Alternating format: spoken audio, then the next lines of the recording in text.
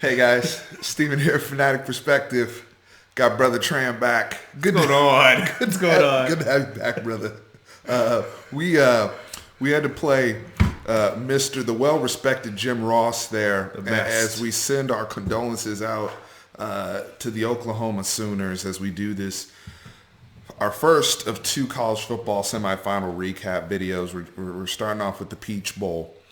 And the shellacking, the absolute. What can you say about this, Tran? I mean, they lose 63-28. It wasn't even as close as the score indicated. I really would have liked to see last year's Oklahoma team versus this year's LSU team. I mean, that would have been an interesting matchup. Those two high-powered offenses going back and forth. Joe Burrow may have scored 100. Yeah, he may have scored 100, but on the 28, they may have scored 80 back. I mean, but Jalen Hurts isn't made for shootouts. And once you saw them go up, I think what was it, 28-0 at one point? Was it 28? No, because they started out like 7-7. Remember, CeeDee Lamb had the big catch. Yeah, that's right. They got in the end zone. It was, then it ballooned. Yeah, and then from there it started blowing up. Yeah, it ballooned from there. Oklahoma got another score, and it was like 49-14 at half. Mm-hmm. At one point in the game in the third quarter, it was 56-14.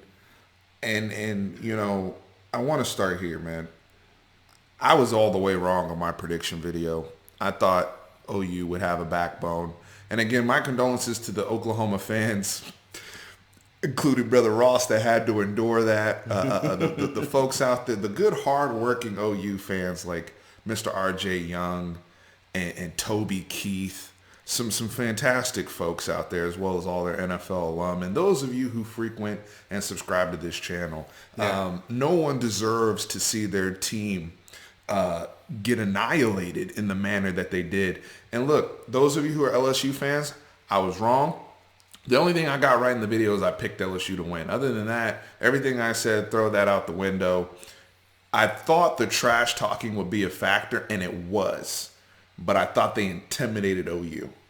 OU looked afraid of the fight. They looked like all the people that were talking. Think about like Patrick Queen. Mm-hmm. He has a fantastic game, like no problem at all. And do you think that the way, because LSU's been talking all year, that's kind of their thing. Even going back to when Coach O, he made that comment about like, yeah, we supposed to crank Arkansas or whatever whatever he said. Like, well, it's. Do you think that gets them going? Yeah, you take on that mentality that you're unbeatable. You're gonna have. I was talking to one of our coworkers who is an old athlete for baseball, and I told him, a lot of it, especially with college kids, it all has to do with instilling confidence in people. If you're confident, an athlete's going to be an athlete, and these guys are the best of the best athletes, but now they're confident in what they can do, and they are just wiping the floor. The last two games, they've scored 113 points. No, I'm not counting. Georgia. So because you're thinking of the A&M game. Yeah, but you got to throw the 37 points they scored. Yeah, so they've scored 150 points the last three games.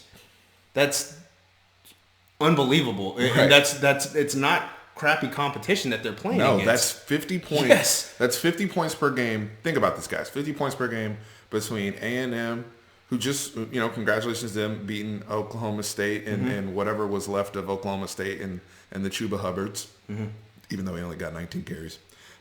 Still had over 160 yards. But congratulations to them. Kellen Mond winning MVP of the Texas Bowl.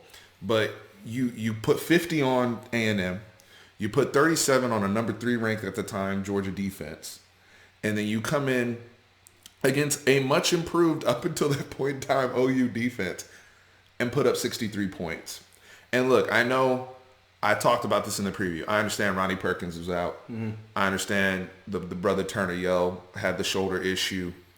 Buki sacrificed himself for no reason, just completely took himself out the game. Maybe he was Murray hurting his hamstring. Yeah, Murray first was right, was and bad.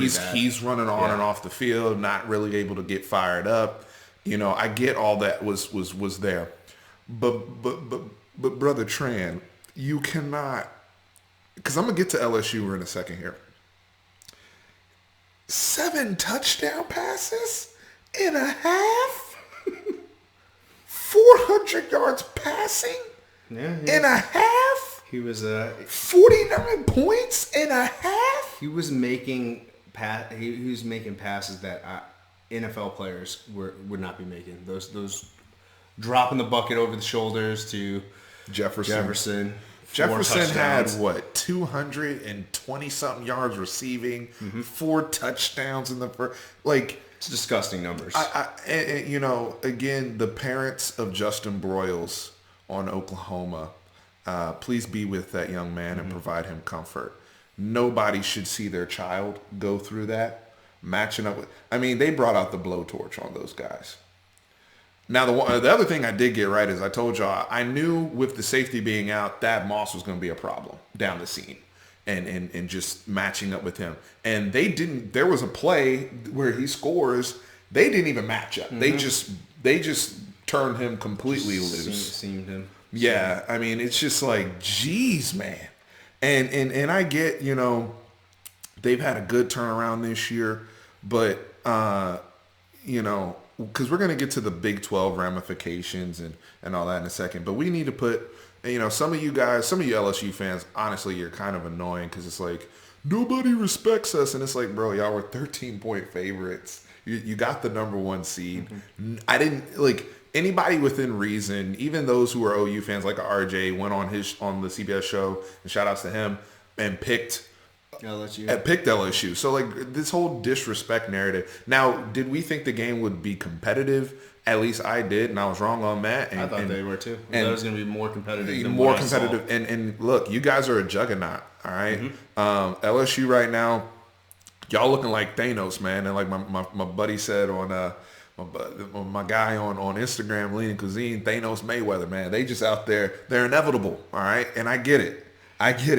But I do, LSU fans aside, we are witnessing history with Joe Burrow, this Joe Brady offense. We would be remiss if we didn't mention, in all seriousness, Steve Ernstmeiger and Carly McCall, his daughter-in-law, who was, they had the plane crash issue, which is really, really tragic, trying to land, emergency landing in Lafayette, and it hit some power cords, I believe, and I believe 5 people died in the plane crash, and he ends up still calling the plays, and getting, they weathered through it, and you see didn't even tell the team beforehand.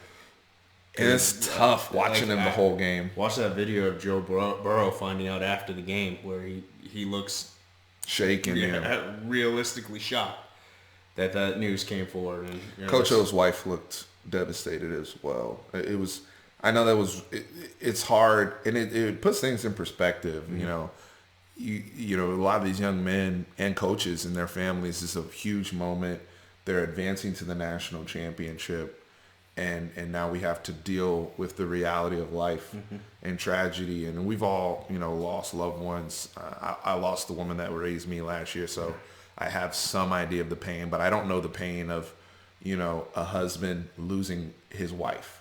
And I'm married, but I don't know what that's like. And his son, Steve Jr., I heard he had high blood pressure and was rushed to the hospital. So very serious situation, and our prayers are with all those folks. But getting back to analyzing this game, a lot of talk this week about Clyde Edwards-Helaire and whether or not he was going to play. They didn't need him.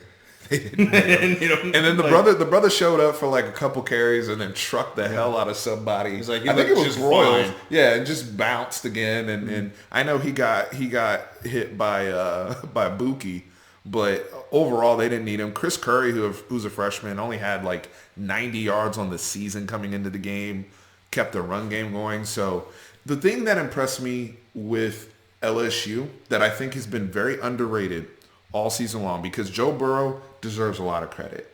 The wide receivers, Jamar Chase, you got the Blitnikoff winner.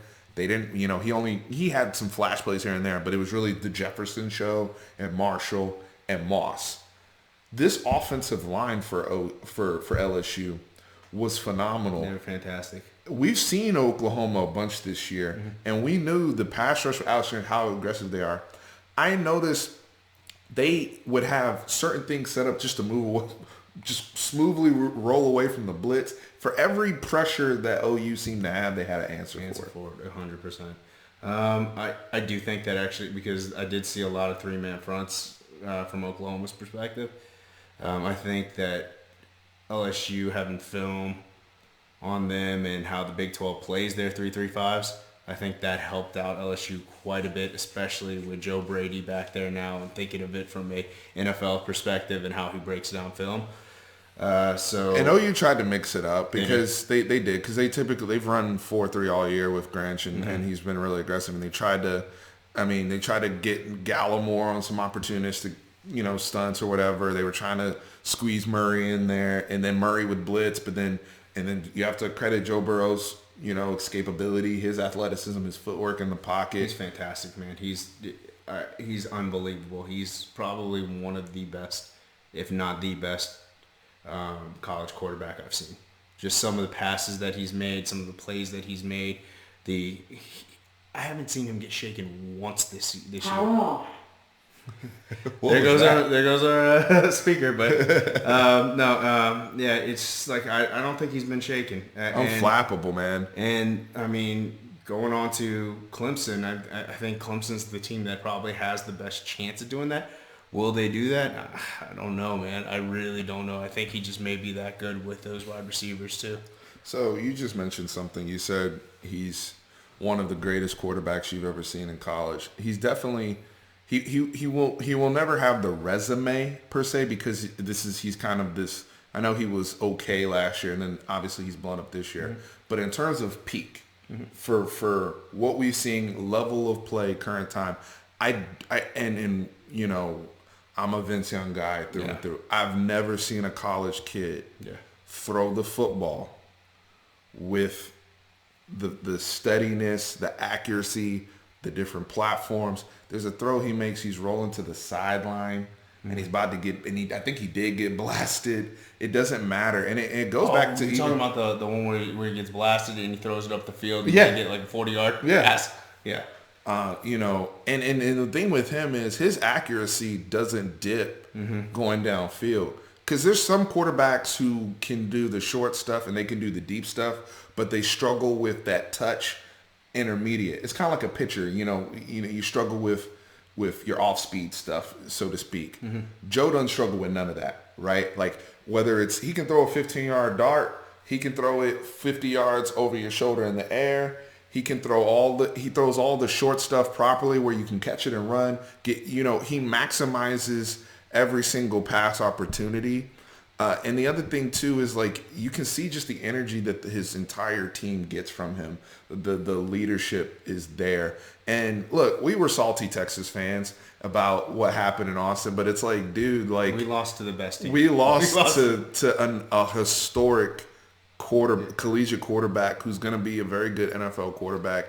He's going to rejuvenate A.J. Green's career. A.J. Green's going to want to stick around for that, man. I mean, seriously, go ahead, jump up there, Cincinnati, turn your card in right now, man. You're getting a good one. Mm-hmm. I mean, just I got to get Billy back on here, because Billy said something to me off camera, and he told me, he was like, I'm telling you, Steve, he told me this before the Texas game. He was like, he's got some Brady up here. I remember Haskins last year said, I think I'm Brady from the neck up. And it's crazy for a kid to say that was Haskins. But you see it with Burrow, right? And that poise. Mm-hmm. But on the same token, when you have athletes that can go and get the football, because he throws 50-50 balls. He gives his guys a chance to just go up there, high point the football, no pun intended, go moss that guy. Mm-hmm. You know what I mean? And it's just impressive to watch them. The other thing that impressed me with LSU, K'Lavon Chaisson. Oh, it was his best game of the year. I thought it was his best game of the year. He was all over the place. He was getting pressure. You can tell he's the leader of that defense. I mean, he did a lot of talking before the Texas game. I mean, he had probably 2 or 3 good plays. In the Texas game, this place. He had the one monster play before the half against us. And he had his fingerprints, handprints all over this game. He was getting constant pressure on Jalen Hurts, and he lived up to his first round billing this game. He did. he put that on tape, and I was very impressed. He with made the himself speed and veracity he played with. the LSU defense played very, very well. They handled OU's run game tremendously. Yeah. And look, LSU has been ramping up to that since the Ole Miss game. You know, you LSU fans have been telling me, hey, Steve, we're getting healthier. We're starting hunting again, man. Like, we feel like we're getting our juice back. The defense has also kind of learned how to play better with the offense in those quick turnarounds where they don't get as much rest as the defense typically would get because they're scoring so fast. And they found how to play more complimentary football with them. And, you know, it's just impressive, man. Now, they you know, the other thing, too, is they contained quarterback run with Jalen Hurts. Jalen Hurts was not, even in some of those 3rd and 2s and some of those situations where they were just able to get him on the ground, didn't let him get an opportunity to really get going. He did have a couple quarterback run touchdowns, but they didn't mean anything. You know, even a guy, OU just lost their juice, too, throughout this game. Because I want to move over to talking about Oklahoma. CeeDee Lamb did finish with 118 yards, but I thought it was a disappointing game for him. He had a couple drops and just seemed to kind of lose his way as well. The whole team did. I don't think it'll affect his money at all, as he's already declared, I believe, for the NFL draft. Yeah, he did. And he's had a phenomenal college career, but it's just crazy. Like, what was the message, or could you have said if you're Lincoln Riley at halftime, 49-14? Like, what do you walk in there? It had to be something like the Water Boy, where he goes, "Does anyone have any ideas what to do?" It has to be something like that. He was sitting down. Lincoln Riley had. There was no. I mean, you're not okay. Hey, let's start chipping away at this. Let's try to make this a little bit less embarrassing. I mean, you guys are getting smacked in the face. I mean, that's. I mean, I feel like at that point you're even beyond the pride speech. No, you are. I mean, it's like, hey, I guess you guys didn't want to show up. I guess you guys didn't want to play. So I want to finish with this because a lot of people are going to talk about. Can I throw out a few stats first? That very I love stats. Please. LSU more than doubled the total yardage of Oklahoma. LSU almost had 700 yards. The backup backup quarterback Miles Brennan had a 99.8 rating, QB rating, and Joe Burrow has as many touchdowns in the Mercedes-Benz Stadium as Matt Ryan has all season. That blows my mind. Just from this one game, he has as much as a quarterback who has Julio Jones as his wide receiver. Right. This is crazy to me. For what, 8 home games? Yes, 8 home games. All you had to do was just score one touchdown a game. And Joe Burrow still. Wow. That's nuts. Man, I don't know how you guys are doing it. Look, I don't know. Again, y'all gave it to us this year. I know the score says differently, but y'all gave it to us this year, and y'all dominated this conference. Mm-hmm. But y'all deserve all the smoke you're getting right now, OU, because I tried to have your back before the game, and trying to say, hey, y'all are a good football team. Hey, there's 4 teams in the playoffs. No, there was not. There's 3 teams in the playoffs. Y'all were everything that all the haters said you were, unfortunately. And LSU did y'all in and then some. When you're hearing some of the statistics. Side note, with that said, I don't want to hear anything from any SEC fans that said Georgia should be in there, because Georgia got smoked in the SEC championship game as well. So yes, no. Well, and Georgia, and they still got to play Baylor, and we'll see what happens in that game. And that's why I said. So I'm glad you brought up the Georgia Baylor game, because we're moving on now. So everybody's talking about the conferences on the line. There's still some big games for the conference. Now, this was the biggest one. Mm-hmm. And Oklahoma fan, insert the comment here where they say, hey, we're the only Big 12 team that's ever make the playoffs. Yep. And we're trying to hold up hold the bags for the whole conference. So leave us alone, Steve. However, there's some other big games that can help the conference, right? Yes, we did take a L with Oklahoma State losing, albeit, they had some serious injuries going on. Oklahoma got smoked, savagely. Iowa State got smoked. Iowa State got smoked to Notre Dame. Mm-hmm. Camping World Bowl. But we still got Our game tomorrow night, Texas, Utah. Kansas State's coming up too. And we still got Georgia, Baylor. Those are two very, very big games to at least get us to a respectable level of the conference. Now, Is Utah ranked 11 or? Yeah, they're ranked 11. So almost 2 top 10 teams that were correct. That the Big 12. And if we're able to secure victory against Utah and Baylor's able to come out there and beat Georgia, I think that gets our respect level for the conference. You know, we did take a little bit of a hit, but it'll at least balance out. The reason why I'm defending our conference right now, though, is because I believe this is an OU problem, not a Big 12 problem. Okay? Because OU's, look at last season against Alabama. They started the game 28-0. And I talked about this in the preview video. Don't come out there flat like Lincoln Riley. And we we're Cowboys fans, and we've been talking about, obviously, Jason Garrett and him likely to lose his job. And we've been talking about who are the next candidates. Who are the next candidates for the coach of the Dallas Cowboys? And one of my concerns with Lincoln Riley, because I think he would be successful in the NFL, the way he develops quarterbacks and has worked with them, and he's an offensive genius. There's no doubt about that. However, he's 0-3 in bowl games. He's been very poor in some of these big games where where they've either given up a lead or they've gotten completely smoked, and the team doesn't seem to have that juice. It seems to be his team seem to be overwhelmed at times. Now, is that a talent gap issue where if he goes to the NFL, that's no longer an issue, or is that something he's doing and how he prepares his teams? I can't say that there's a talent gap, because I think OU has all the talent in the world, honestly, on their team. I think there was a talent gap between them and LSU.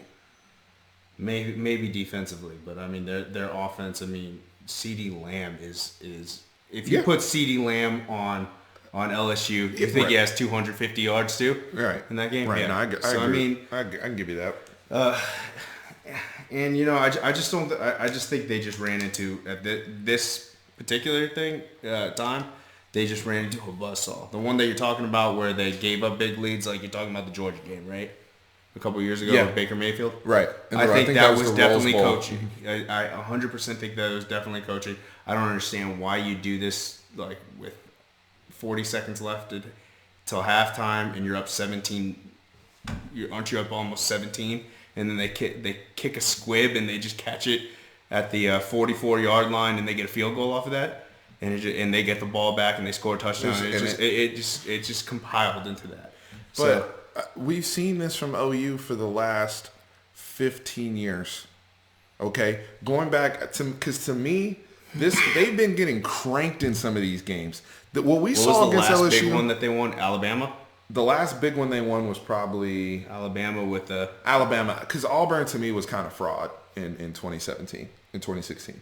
Okay. So I will give them. I think that was when Trevor Knight went off in New Orleans, but that was what 6-7 years ago. So let's go back. Like 15 years ago, they lost. What was it? 55-19 in the national championship game. That was USC. To USC. Yep. I think that was Adrian Peterson's freshman year. Was the next year and then Boise State game? Boise State was later. Okay. That was Sam Bradford's team, that was the game where all that crazy stuff happening. What's his face? Ian Johnson, or whatever his name was, proposed, and it was crazy. That game was crazy. But they got cranked the next year in the Fiesta Bowl by West Virginia, and then they got. Then Johnny Manziel, remember he ran all over him in the Cotton Bowl. And then they got cranked 2 years in a row by Clemson, Citrus Bowl, Orange Bowl. I remember those. And then last year to Bama. Even one of their defensive line walked on their bus and said, "We're going to smoke you," right before the game, and they did. Yeah, man, it's an OU problem, man. And the reason why I sit and look, I know some of y'all are going to be like, how's the Texas fan sitting up here and saying that? All I'm saying is, when we've been good enough to be in either a New Year's Six game, a BCS game, or a national championship situation, we don't get embarrassed like that. There's not a moment in the last 20 years that you can point to for Texas in Or a game of that in a yeah. big bowl game or a game of that significance. Grant, we have not been to the playoffs. I admit that. 100%. But when we've been at last year's Sugar Bowl, that's what we said. When we had a guy like a Vince Young, we cashed in, and we were on the cusp of cashing in with a guy like a Colt McCoy, right? Like we don't, even when we lost Colt McCoy, there was a sense of pride, and we figured some things out on the fly. Like OU is just coming to these games and getting obliterated, and this isn't that. I'm not putting that on Lincoln Riley. I'm going all the way back, even through the Bob Stoops era. They've had a historic for the last 15, for whatever it is. There's these games where they're just getting like those Clemson games weren't close. They weren't competitive. No. Right? So something, that's why I'm arguing like there could be some sort of talent gap. Maybe not all time, but something is going on. I'm curious to hear from our OU fans that support this channel what their thoughts are. But guys, we're going to have another video breaking down the Clemson-Ohio State game. And in that video, we'll wrap up what was a remarkable game there and jump Best over. game of the year. And we'll jump over to how LSU and Clemson will match up. But guys, we appreciate y'all. I'll give the horns always up. Always. As well. I know I didn't do as I do my horns always up. We have the Bosses Ranch here. I didn't give a shout out to the sponsors because, we had to pay homage to Brother Jim Ross. But guys, go check out Bosses Ranch, HEB, cold produce. Go get Hopefully yours. it's back in stock. Links below. Go get it. Appreciate y'all.